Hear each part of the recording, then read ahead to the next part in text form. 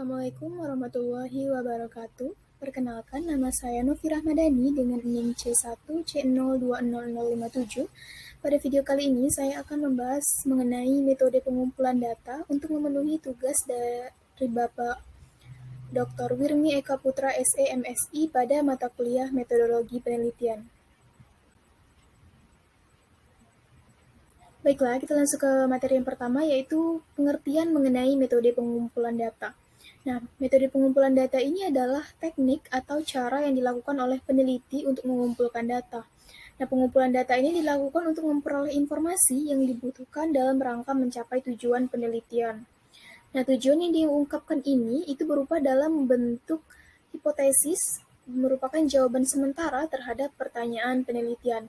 Dan jawaban itu masih perlu diuji secara empiris, dan untuk maksud inilah dibutuhkannya pengumpulan data. Selanjutnya yaitu adalah proses pengumpulan data. Nah, di sini ada 8 proses pengumpulan data yang harus dilakukan. Yang pertama yaitu adalah tinjau literatur dan konsultasi dengan para ahli. Nah, pada tahap yang pertama ini, yaitu mengumpulkan berbagai informasi yang berhubungan dengan masalah penelitian. Nah, informasi yang diperoleh ini melalui tinjauan literatur dan konsultasi dengan para ahli, sehingga peneliti ini benar-benar mengerti isu, konsep, dan juga variabel yang terdapat di dalam penelitian. Yang kedua yaitu adalah mempelajari dan melakukan pendekatan terhadap kelompok masyarakat di mana data kita ini akan dikumpulkan. Yang ketiga yaitu adalah membina dan memanfaatkan hubungan yang baik dengan responden dan juga lingkungannya. Ini termasuk pada mempelajari bagaimana kebiasaan yang dilakukan responden dan juga cara berpikir mereka, seperti melakukan sesuatu, bahasa yang digunakan, dan lain sebagainya, untuk mendukung berlangsungnya penelitian. Yang keempat itu adalah uji coba. Ini melakukan uji coba instrumen penelitian pada kelompok masyarakat yang merupakan bagian dari populasi. Nah, maksudnya untuk mengetahui apakah instrumen yang digunakan ini sudah cukup dipahami atau bisa digunakan, atau komunikatif atau tidak, dan juga lain sebagainya. Yang kelima yaitu adalah merumuskan dan menyusun pertanyaan. Nah, ini yang selanjutnya itu adalah menyusun pertanyaan yang relevan dengan tujuan penelitian tersebut. Nah, pertanyaan yang dirumuskan ini itu harus mendukung makna yang signifikan dan juga substantif.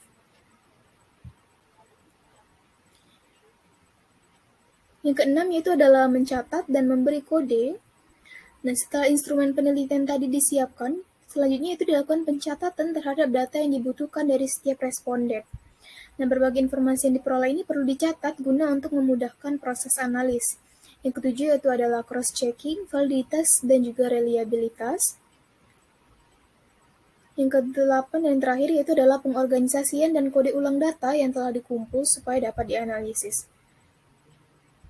Nah, berbagai data yang dikumpulkan ini nantinya akan dianalisis apakah data tersebut telah valid atau tidak.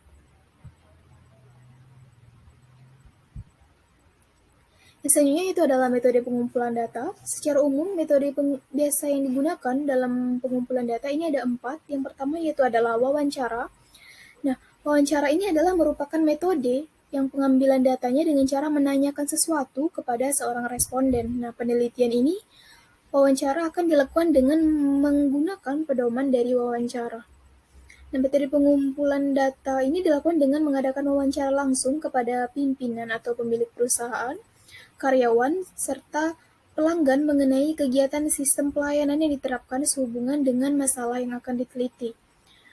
Nah, wawancara ini juga terbagi menjadi 2, yaitu ada wawancara terstruktur dan juga wawancara tidak terstruktur. Yang kedua itu adalah observasi. Nah, observasi ini adalah pengamatan dan juga pencatatan terhadap gejala dan unsur-unsur yang tampak dalam suatu gejala atau objek dalam penelitian. Nah, observasi yang akan dilakukan ini adalah observasi terhadap subjek. Nah, perilaku subjek selama wawancara, interaksi subjek dengan peneliti, dan hal-hal yang dianggap relevan sehingga dapat memberikan data tambahan untuk hasil wawancara. Yang ketiga yaitu adalah kuesioner. Ini merupakan metode pengumpulan data yang dilakukan dengan cara memberikan seperangkat pertanyaan atau pernyataan tertulis kepada responden untuk dijawab.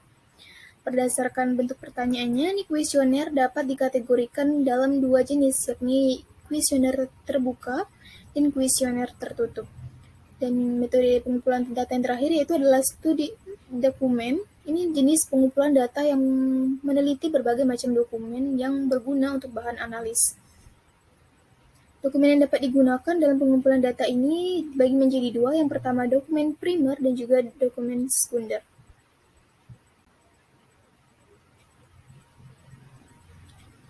Yang terakhir itu adalah jenis data. Di sini ada 3 jenis data. Yang pertama itu menurut sifatnya yang terbagi menjadi dua, data kualitatif dan juga data kuantitatif. Data kualitatif ini merupakan data yang berbentuk narasi atau deskripsi yang bertujuan untuk menjelaskan suatu fenomena atau kualitas suatu fenomena yang tidak bisa diukur secara numerik. Dan yang kedua itu adalah data kuantitatif. Ini data yang didapatkan pada teknik tersebut ini berupa data kuantitatif. Maksudnya seperti jenis data yang dapat diukur dan bisa dihitung langsung sebagai variabel angka atau suatu bilangan.